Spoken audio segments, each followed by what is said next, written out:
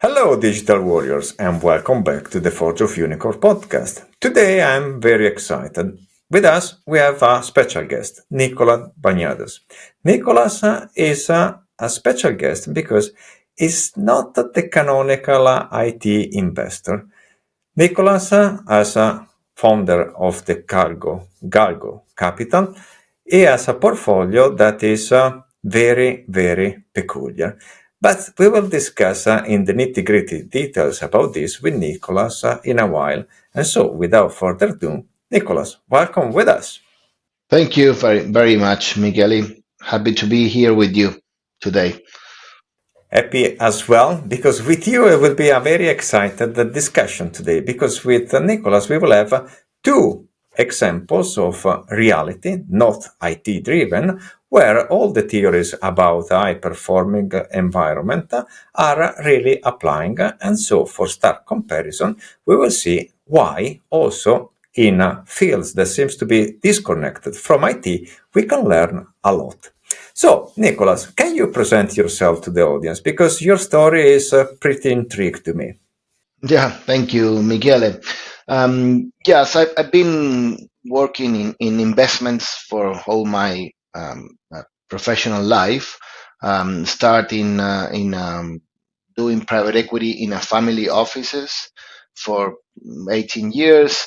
And then I founded Galgo Capital, um, which is a boutique private equity manager. We are based in Chile and we invest throughout Latin America in the Pacific coast. Focus on special situations, different industries. We are agnostic in terms of industries, but with each company, mid-size market, with a special story that where we see an opportunity to invest. It's either generational transition, an opportunity to grow a company, to transform and optimize costs or processes or wherever it's the opportunity in each company. So we have invested in many different industries, in, as you were mentioning, in mining, food, healthcare, um, financial services, and a wide range of industries in which we apply a method more than the specific industry expertise.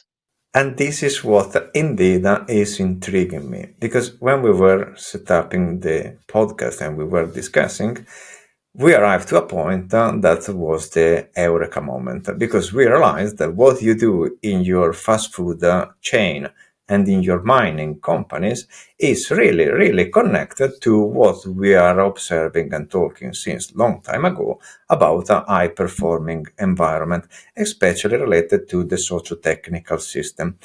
As listeners, they know pretty well nowadays, the socio-technical system is the theory that was started in 1940, exactly in the coal mine in UK from Eric Trist. And they were trying to understand how improving the performance of the mining with the advancement of technology. The point at the end was pretty shocking, because if the organization wasn't improving the social part, so the labor force with training and upskilling, the new technology were not only lowering the performance, but also they were creating safety issue because nobody knew how to use them.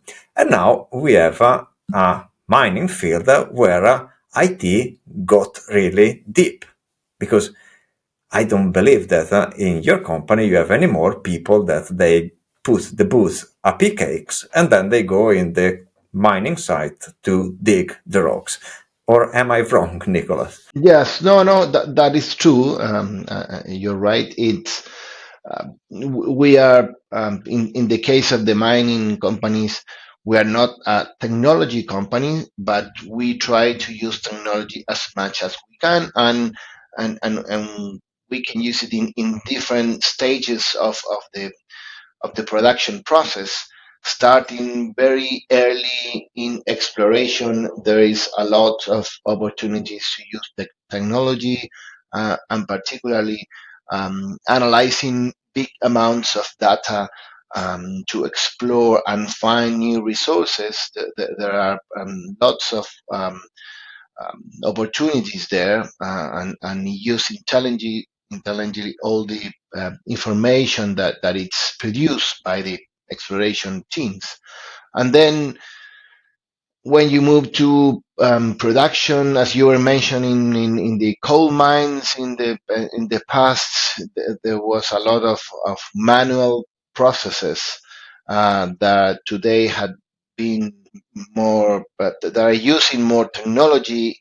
For example, just to give you a couple of examples, um, uh, many of the trucks, and I work mostly in the copper industry that moves a lot of tons of minerals. A lot of the trucks are not does not have a driver anymore, and are mostly controlled by a remote control system, or it's the driver eventually is not in the truck. It's in another room remotely, that which can drive in the same way that maybe you can play some games, but this is in real life, um, and using the technology you can control the exact position, the weight that the truck is transporting, the tons of minerals, the location that is coming from, and the location that is going, whether it's mineral or is waste, is going to a different directions, and you can control that from the control room, centralized, and it has a much better coordination with the rest of the areas of the mining process that is going to the plant, and the other equipment that is working on the mine. And there are in some cases as well that remote equipment are operated from a control room, and for safety purposes, mainly in underground mines, where there are some areas that it's riskier to go in. So you can use this kind of equipment that you can operate remotely with no risk to any driver or operator, and it still works efficiently, but reducing the risk for the people, for your workers. So that is helping a lot, and it creates and it helps the people to feel safer, and challenged to do this, which is different than what was done in the past. So much difference that if I get the archetype of the mine digger, so the guy that comes out of almost no school with a pickaxe full of dirt, and then we move this guy into a remote controller area and we tell him, hey buddy, now you have to move the excavator, the truck. This guy will be shocked. Yeah, you probably have seen many examples of, as you mentioned, in these small tunnels with the guys digging, and that there were lots of accidents, explosions, and we'll still see some of those examples. And unfortunately, in coal mines that are mostly underground in China or in other countries, where some miners died. Uh, I wouldn't say often, but it's not, I mean, that uncommon.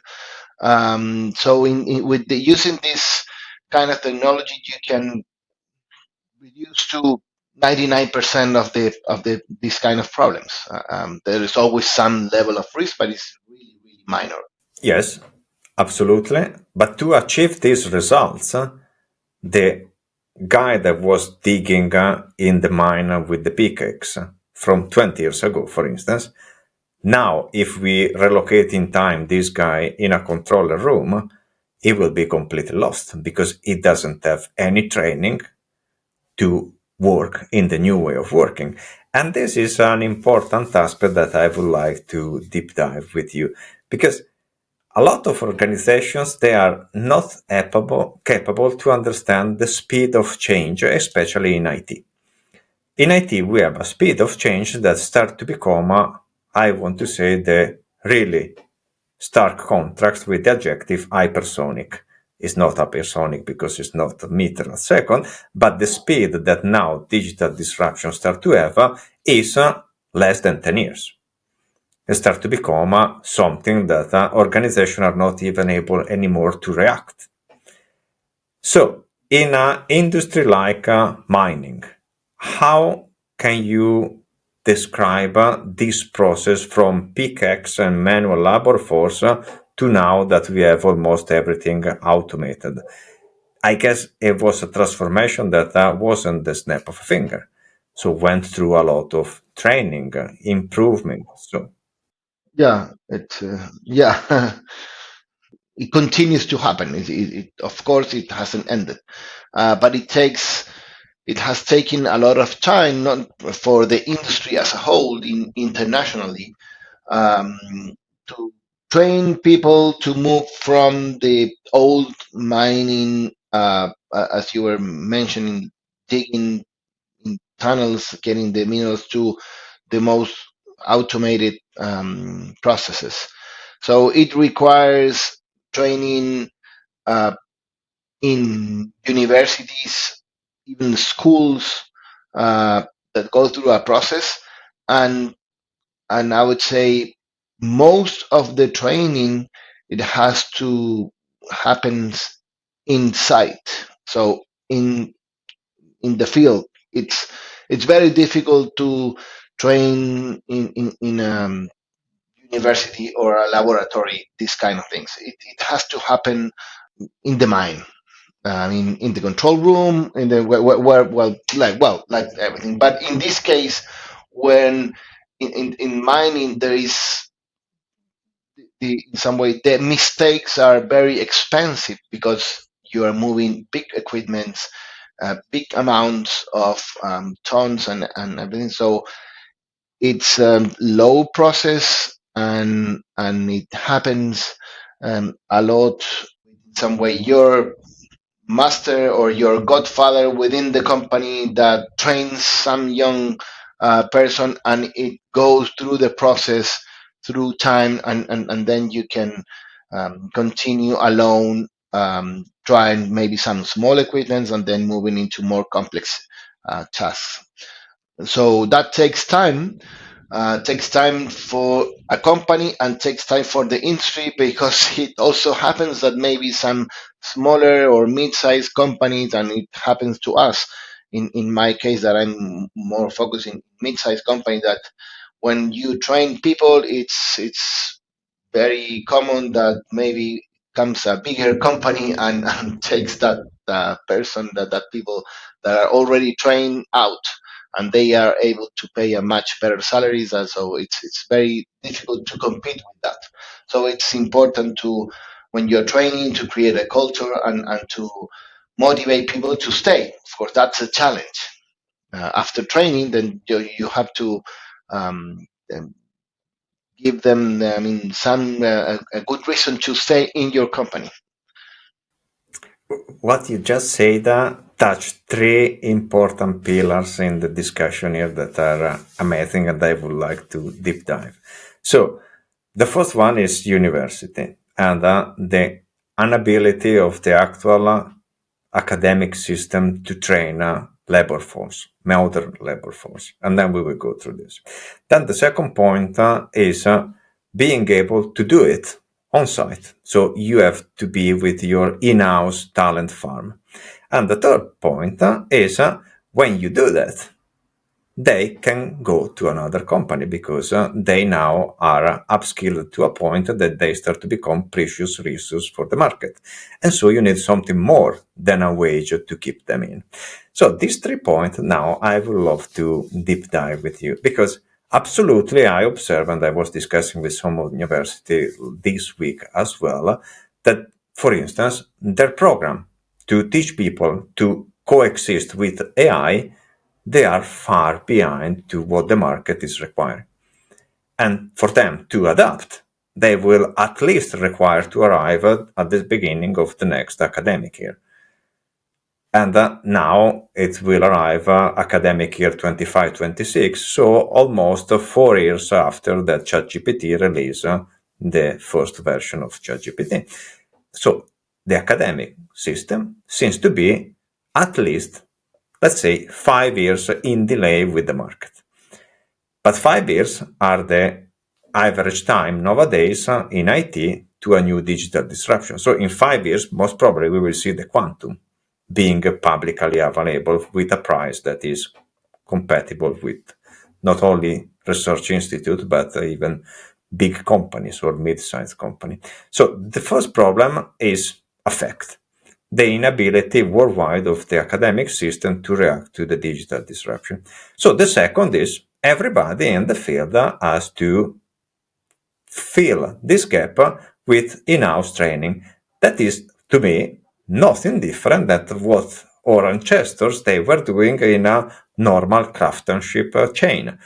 You have the master artisan, and then a junior was coming in our shop, and they were starting from sweeping the floor, ramping up in the ladder of craftsmanship, not hierarchy, but craftsmanship, in order to become from apprentice to a master. And in this process, they were crafting their artifacts, improving in their mastery by doing, with some supervisor that was watching them. That, I guess, is the true way of creating a culture of excellence in whatever organization.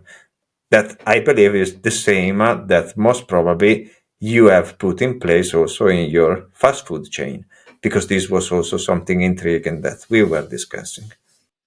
Yes, it's funny that that method, in some way, the master and the apprenticeship, it's like going back to the Middle Ages, where you see like the painter or the using that kind of, but it works, and it has worked for centuries, and it continues to work, mostly in areas where you have to learn on site, as you said. Yeah, in the case of fast food industry, it's very similar, because it's probably the learning process is faster, because it's much more simpler, cooking than managing a big equipment in mining, but it's the same process. Um, in the case that someone that comes into a restaurant, he has to learn before they can master the art or the process of producing a piece of food. And it's not only cooking, but it's in the fast food industry, or the fast casual in which we are involved. There is something similar to the process line, in which there are several stations in which you produce the final burger that you are selling to, in like in any fast food. So there is, it starts from buying the suppliers, the packaging, the cooking, filling all the of the different ingredients into one sandwich, in our case, and then some burger, and then taking that into the to the table of the client or the house, in the case of the review. So it has a process line in which you can also add different levels of technology to optimize that. Because in the case of the fast food industry, it's not the amounts, or the prices are low, so the quantity is very important. So the efficiency on all that process is key. The margins are low, so if you have to achieve efficiencies in that production line. So using technology, it's key to optimize those processes. And in all the chain. And that's what we are trying to do as well as many others, but we feel that we are leading the way in our markets in that sense. This is an intriguing point. So, if I think in different markets, so not in Chile but worldwide, if I think to fast food, in my head is immediately the picture of McDonald's. As an Italian, I'm not a fan to go in McDonald's because I love the novel cuisine. But when I go around with the motorbike with my friends, more than once we stop by in a McDonald's to take some rest, getting a coffee or a cola. The funny part is that they are so engineered with a cookie cutter that time to time I even don't realize in which city we are, because if you stop by in a McDonald's, there seems to be all the same, with different people working like ants in a hive. But at the end, you see always the same burgers that are flowing across the tables. And then even the buildings now, they start to be exactly the same with the same blueprint. So this is funny because in software, you cannot even imagine this. You, you go to two different software providers, you are asking the same product, and they provide you two completely different stuff. But I was asking for the same burger, and instead we got two different software. So software is so far from product delivery with standards that is unbelievable, because even a normal company, they don't have what you have implemented in your mining system.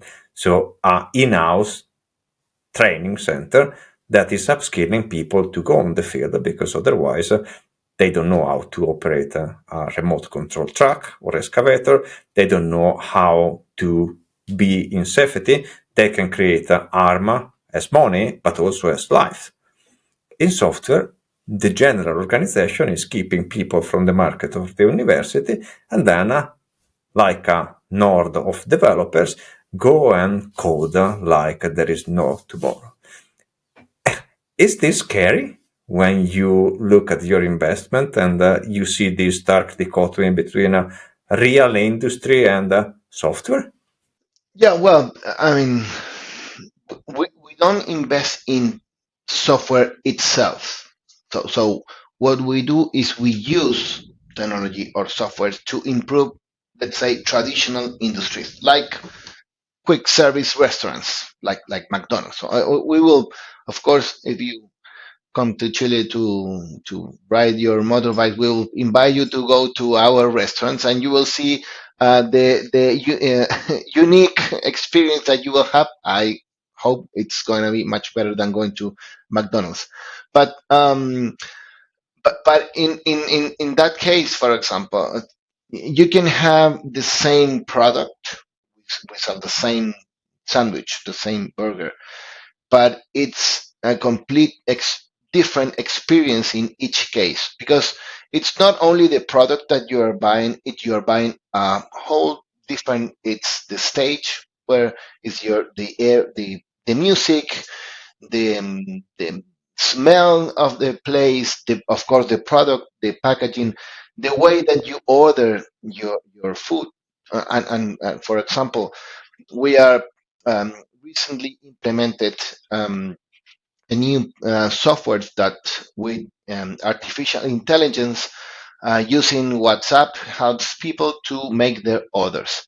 So you can interact with the robot that basically understand what you want, help you to order. It has your information, your credit card, your address, so you can order whether you want this kind of burger, this other, and when you finish, it sends that information, your order, directly to the kitchen, so it doesn't have to go through the cashier. It goes directly to the kitchen.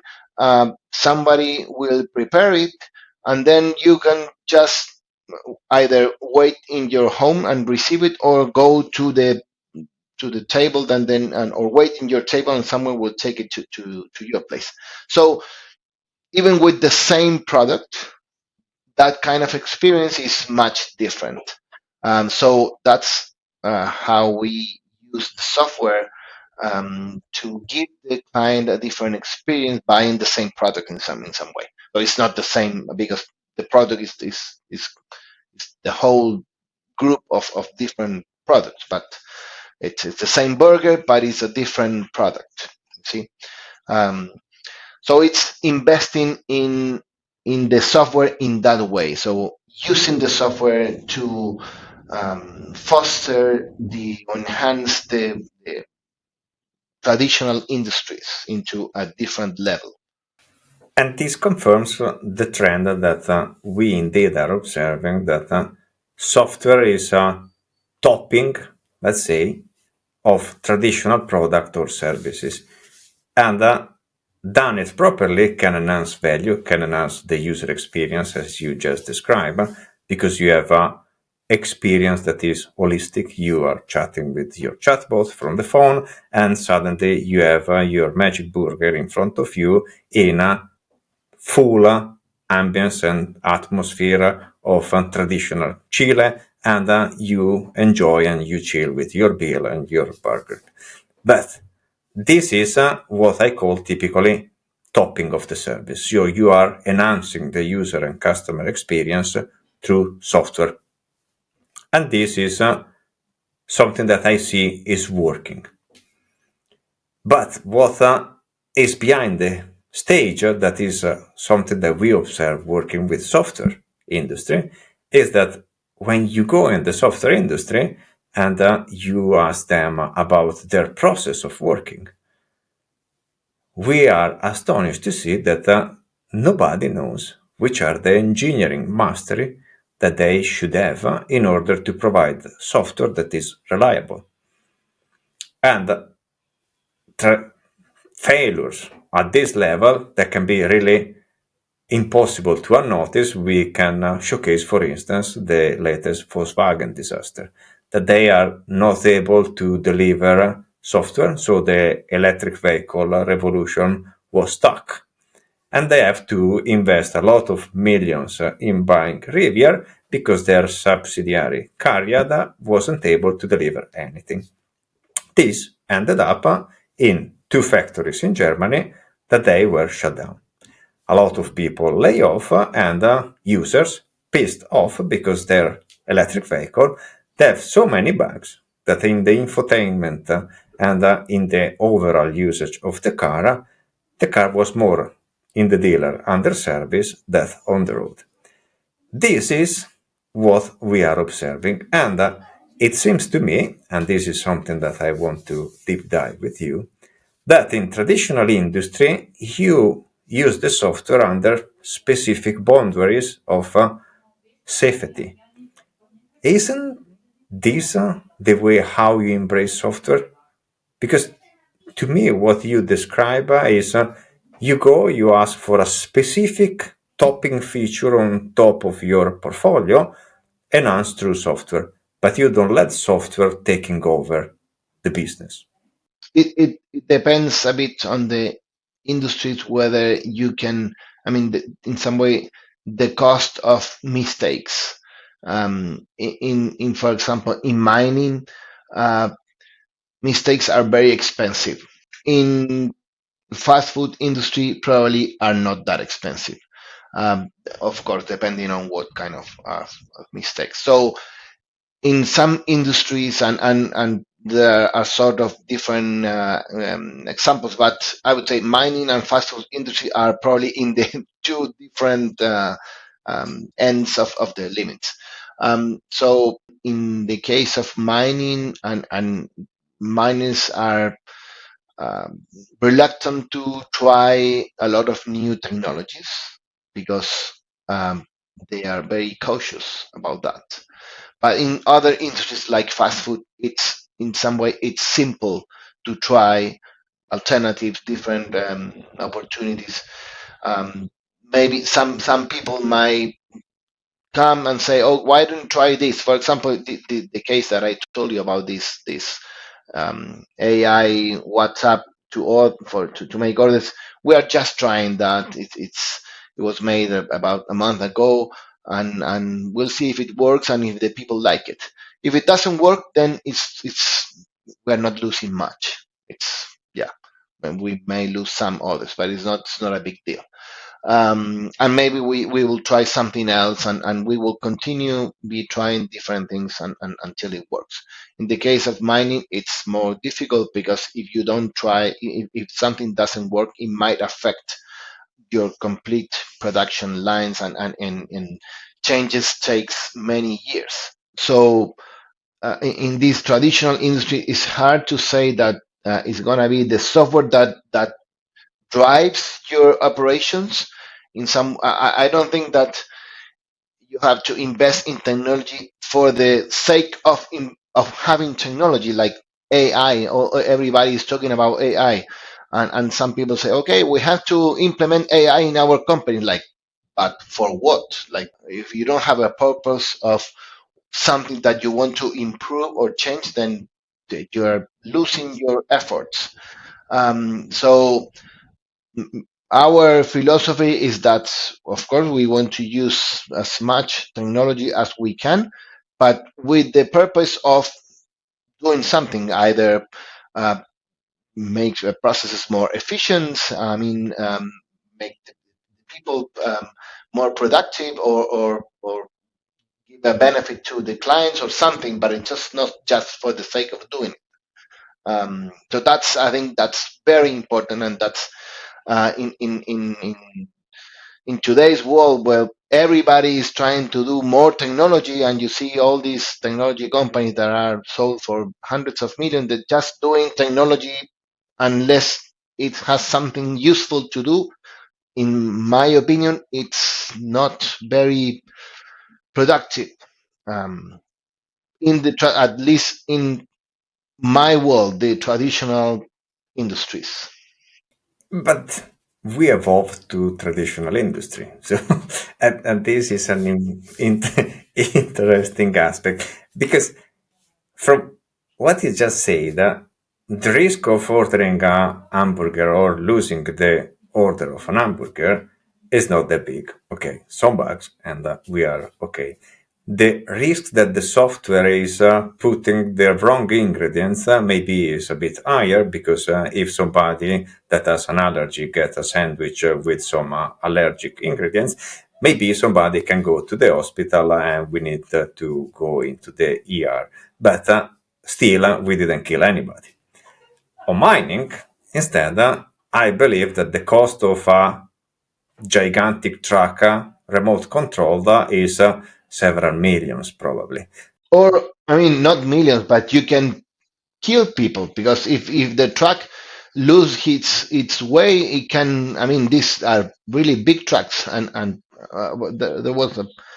Yes, you arrive to my point. Yes, indeed. So it's not only the cost of the truck that I believe is of millions, but when this truck is on the road and the remote controller is through bugs behaving in a way that wasn't designed, for instance, without braking when the remote controller is braking or turning in a different direction, and so creating an incident with human involved on the site, we can create a gigantic issue on money point of view, but also on human lives.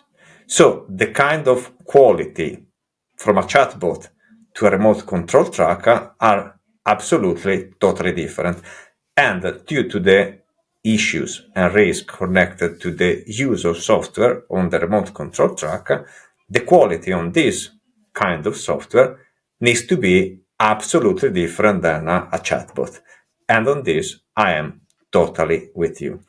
The point that we are observing is that at the end, the quality of software and is the same because there is not a meter that measures the quality of software. So probably the chatbot has less test than a robotic remote control truck. But at the end, the automotive sector, with the disaster in the electric vehicle conversion, is indeed proving us that despite having the most highly regulated with standards industry in the world, they are not capable to create software in the right way. Because at the end, we have to be honest and data driven.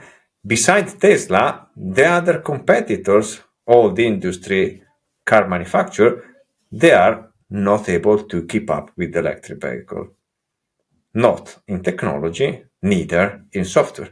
So something is wrong in the industry in the not ability to understand the paramount importance and the consequences of software done wrongly. And it's funny because in traditional industry you understood it immediately. So what is wrong for you, in your opinion, as an investor, in the leadership that is involved in IT? Why they don't see the obvious things that should be in front of everybody's eyes in the traditional industry that instead is not in the IT industry? Is the industry sick? Because you said also that they are doing AI for the sake of doing AI. So why is so different the IT industry from the traditional? I think, and in my opinion, that in some way there were some decades of cheap money coming from maybe venture capitals that were buying companies for hundred thousands of millions of dollars, and you ask, like, what is this company really doing? How is this, I mean, producing benefits for the society? And for me, it's hard to say. So that in some way, that drug, and some success stories of people that founded a company with a very sophisticated software that was sold, motivated a lot of people to going after that dream. But at some point, I think it was lost the original goal of using the software to improve something. As you were mentioning, like in the electric vehicles, like what's the purpose of that? Okay, there's electric vehicles in renewable energy and reducing contamination in the world, helping, but just it's not just for doing it. It has to have a goal and then something that you want to achieve. So I think that, or lots of companies that are growing and growing and not making any money, and that's not. I mean, that it has become. I mean, an illness to this industry. I think, but this is coming back, and I see a lot of the companies, software or technology companies in the world that are rationalizing their programs and coming back to a place where they have to make money and they have to make a product that is profitable. Either now, of course, it could be in the future, but there is um, a roadmap to profitability, and that's what you see today in most of the industry. And I think that's in some way that the test that will verify that this company has a purpose or a goal of doing something useful. Which somebody, if someone wants to pay for that, then fine, because that means that it brings a benefit to the user. Um, and that is going to be the thing that is going to change this, because I think the trend of technology is continuing and it's not going to come back, but it has to achieve real productivity improvements. When you see in the States, though, so many companies that has been sold, and this creative destruction, where you see these companies creating and changing all industries, you see where is, and you analyze all the productivity gains in the US or where in Europe, probably it's the same.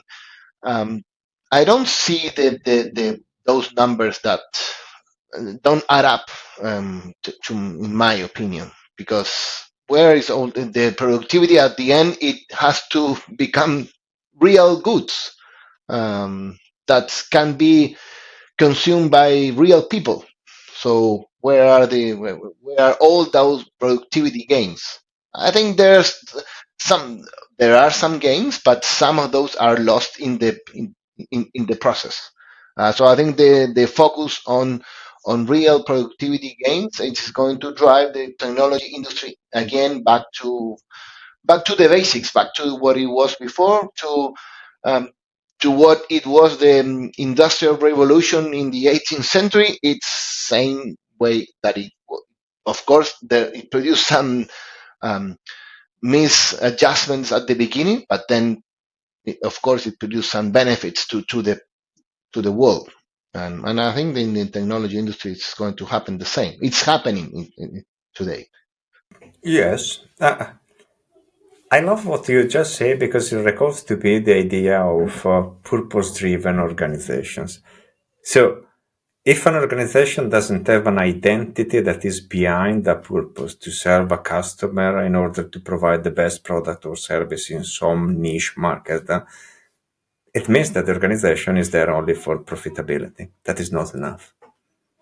And in IT, I believe and I observe a lot of companies that they have an idea, but there is no purpose behind the idea. It's like a vanity challenge that I want to do in order to demonstrate that my idea was better than somebody else's idea. That is okay, competition in the market, but it's a dangerous competition. And software, because it seems to be so easy to create, it provides some illusion to people that they can fail. And so this is what I am absolutely observing. And yes, I totally agree with you that it seems that the IT industry with the AI revolution is in the verge of a hard reset. That something has to change because cannot be in this way for the next decades. What? I don't know. I'm here observing it with you and all the other investors joining me in the podcast. But yes, it's a interesting moment in time because the industry seems to converge on the pattern of Industry 5.0, but how? We don't know. And it will be intriguing to observe it because indeed AI will change something, will change a lot of behavior, will change a lot of beliefs and social biases, in my opinion. How is too early to have data to tell it. What I see from the data is that for sure on software, AI is not changing anything for the sake of good because the quality of software created by AI is probably even worse than the code created from coders that they don't have any engineering mastery because lacks of standards and even the basic creativity of human being. But in the future, who knows? I'm curious to observe it. Yeah. And you see, Yeah. Still to be seen. yes, for sure, we start to see interesting artifacts, products, services that with the topping of AI can have some nice features like the chatbot that you just described, that you order your stuff from WhatsApp, interacting with an AI agent that looks like interacting with the normal people. Because now the ability to have a language driven discussion that is really anchored in a native language is really close to reality. And this is absolutely one of the best advantages to use AI properly, but as to create a user experience, not feature for the sake of having it. That is an intriguing point because indeed, you as an investor, you look at the pragmatism of I invest in something because it has to be with a tangible result for everybody. Because we know that if we don't please the users, you won't get return of investment. Yeah, exactly. Do you have any other insight, Nicolás, that you want to share with our digital warriors? Anything related to what you do with your organization, how you help entrepreneurs, everything that you feel that is interesting to discuss? Yes, I think that's something that we touch a little bit, but in another moment we can expand more. I think it was more in the that it's important for technology and it's important for everything. It's the talent selection, all the human resources in general, that it's really important in the technology industry and in all industries as a general. So uh, if the people that are listening to the podcast have some leadership positions in companies, in any company, I think spending time into selecting the right people, um, um, that you can train, um, and, and give them career path that, as we talked at the beginning, if you train people and you want them to stay because they are good people, it takes time from the leadership team, and that's something that we feel it's very important to I spend most of my time in that. That's the most important part of the investment activity. This is something I love, and thank you to get back to it. Indeed, I have still the third bullet that was on my notes during the discussion that we have to deep dive. That was the talent retention. And what you just described is indeed the perfect hook to discuss about it. Because what I'm observing lately, the new unicorns, they have a different mindset. A mindset that is more people driven, a mindset that is more we train people in house, but the people with the right culture to come into our house. It's something that I start to observe not only in Italy and in Europe, but also in US. In Italy, we have a famous unicorn, Banded Spoon, that their policy to do hiring is a cultural fit rather than technical fit, because they have their internal in-house development program that is upskilling the people with the right culture. So people that they have a DNA, a mindset that is really oriented to the CEO DNA mindset and purpose. And this is beautiful that you as an investor, you tell us the majority of my time I spend in people development. I would love to hear more about this. What do you do working with them? Which aspect of their human being are you trying to understand and improve or support? Well, I hope that in the university learn more about psychology, but I spend because that sometimes I feel that that's a lot of what I'm doing, but it's in the different stages, from selecting people, interviewing people, and then coaching managers of companies and listening and brainstorming ideas, and helping them to think. And as I mentioned at the beginning, we invest in different industries. So I am not the expert in fast food or mining or the others. It's we apply a method into these different companies. So I have at the same time to learn from the manager in a company that usually has more specific knowledge about that industry, and I confront him with, I hope, common sense questions, which, as they say, common sense is the less common of the senses. Um, but I hope to give them that, and help them to think, and that's in some way it helps them to develop them their experience, their careers, and at some point, if they had to move to a different company, that's fine. That's part of the process. Of course, it's not what I want. Um, but and we work on talent rotation and talent retention, and there are some economic gains in retention and bonuses and etc. Stock options, like any private equity will do. But there is also, I think that people stay, well, of course, for economic purpose, but also for other, for having participating in a good team, for for feeling that they are learning, that they are moving forward in their career, so that there are more than economic benefits that are that equation.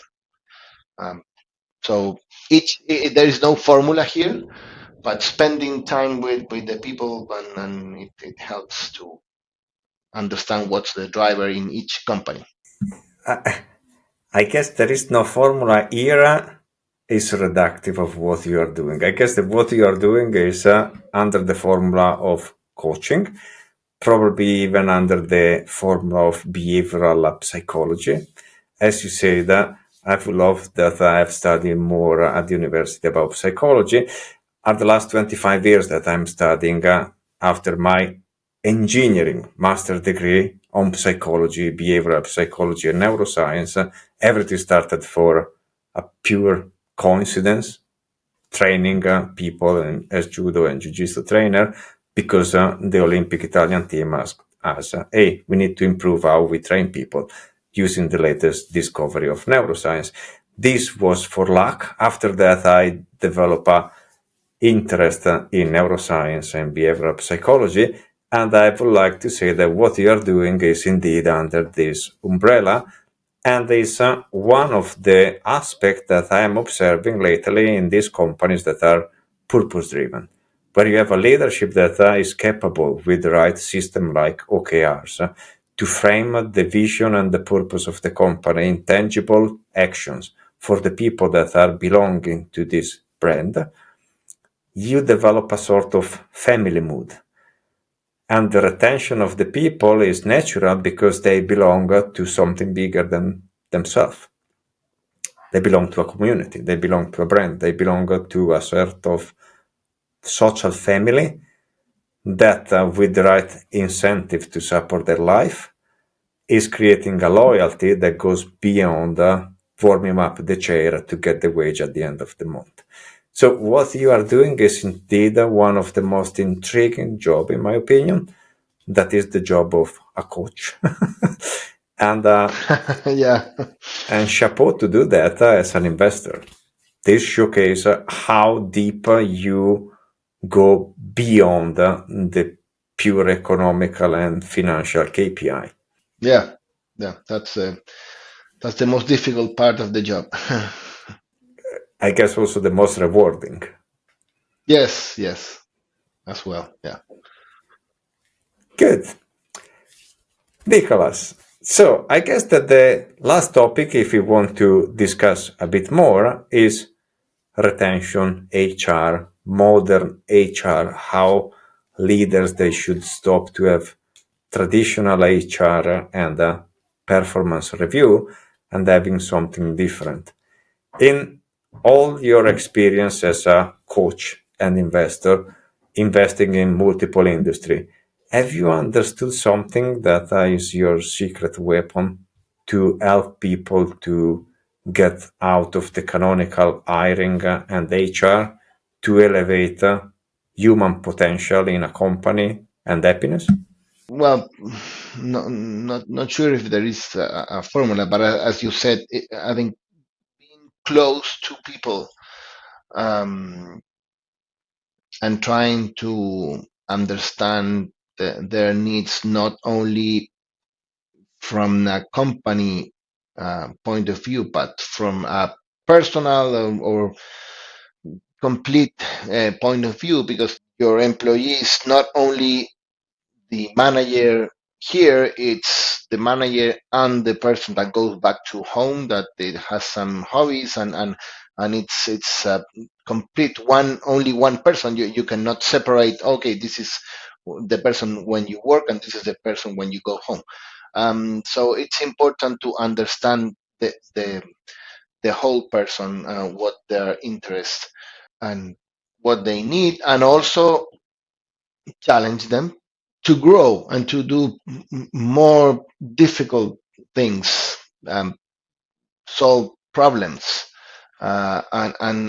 usually, like, for the good people, for the people that you want to have in your company, they want to solve more complex problems, and they want to be taken into account to to make decisions, and to participate in the benefits and in the mistakes, and to be part of the group. So that's the job, to understand what each people needs, and understanding that maybe someone needs to go home early because they have kids, but they can work later, or someone has a different um, necessities, or whatever. Then it's when you are in some way involved, understand more the personal issues of the people, it creates bonding that it's much closer, and it helps retention, I would say, more than the economic benefits of that, of course, are necessary. That I'm not gonna deny that. Um, but some people resign for the jobs regardless of the payment, because they don't want to work there. Of course, if you don't have a good salary, you're not gonna continue. But that's something that you need, your salary, your bonus. But then, if you want to stay, then you need these different things. That probably goes more on the personal level.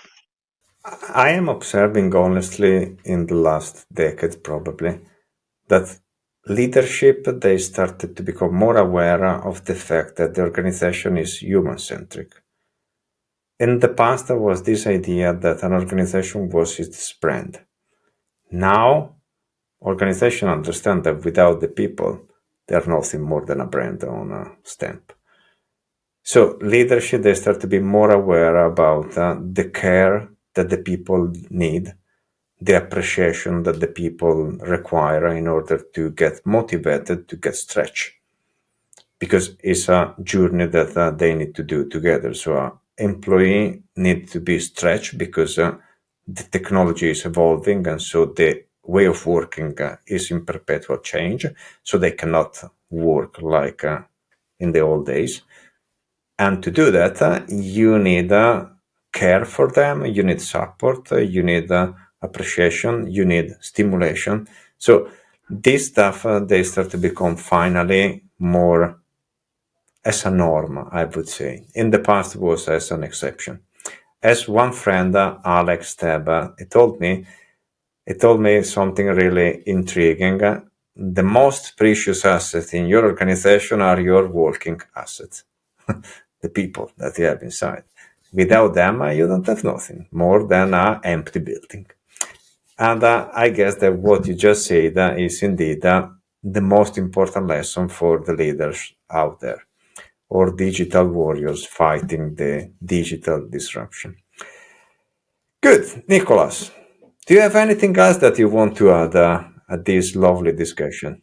Yeah. No, that's great. It's been great being with you, Mikel, here today. Thank you.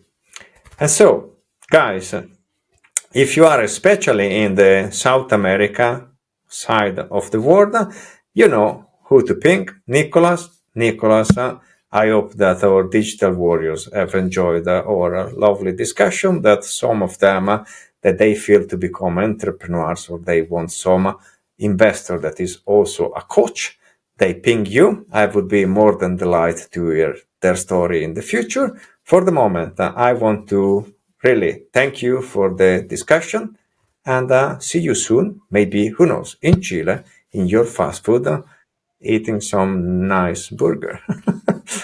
Okay, that would be great. Let me know when you come. I will be waiting for Yes, absolutely. For our digital warriors, see you in the next episode. Please smash the comment below, and in the future we will see new digital transformation challenges. See you soon. Thanks for listening, and please remember to subscribe to the Forge of Unicorns to stay up to date with our latest episodes.